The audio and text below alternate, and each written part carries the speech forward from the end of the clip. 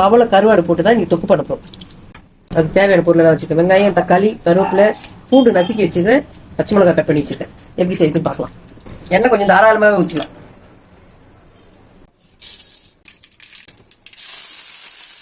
வெங்காயம், கருவேப்பிலை, பச்சை மிளகாய், பூண்டு எல்லாத்தையும் ஒன்றா வச்சுக்கலாம். நல்லா வதங்கட்டும். உப்பு கொஞ்சம் போட்டு வதக்க விட்டுலாம். உப்பு போட்டுக்கணும். அப்போதான் கொஞ்சம் நல்லா வதங்கட்டும் சீக்கிரமா. இது அப்படியே வதக்கிட்டே இருக்கும். வெங்காயம் நல்லா வதங்கிடுச்சு. வெங்காயம், பச்சை மிளகாய், பூண்டு, கருவேப்பிலை எல்லாம் நல்லா வதங்கிட்டு இப்போ தக்காளி போட்டுக்கலாம். இது தக்காளி வதங்கினே இருக்கணும். கருவோட சுடு தண்ணி ஊற்றி ஊற வச்சுருக்கோம். இது போய் க்ளீன் பண்ணி எடுத்துட்டு வந்துடலாம். சுடு தண்ணி ஊற்றினோம்னா நல்லா சுத்தமாக க்ளீன் பண்ணுறதுக்கு வந்துடும். இந்த நடுவில் இருக்குங்களா, இப்படி அழைக்கணும்னு வச்சுக்கோங்க. முள்ளு தனியா, அந்த கறி தனியா வந்துடும்.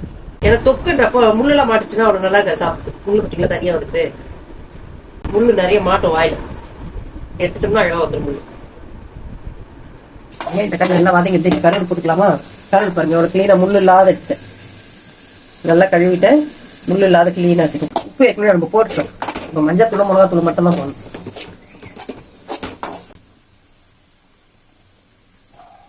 கொஞ்சோண்டு தண்ணி ஊற்றிக்கலாம். கருவாடு வேகத்துக்கு மட்டும் தண்ணி. அப்படியே கொஞ்ச நேரம் இருக்கும் சிம்மில் இருக்கும்.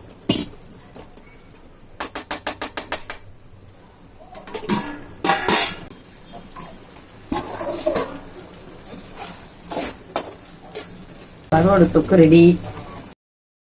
அதுதான். இதுலயே சாதம் போட்டு பேசி சாப்பிடுவோம். ரசம் வச்சிருக்கேன், இருந்தாலும் இதுலயே சாதம் சாப்பிடலாம். சூப்பரா இருக்கு.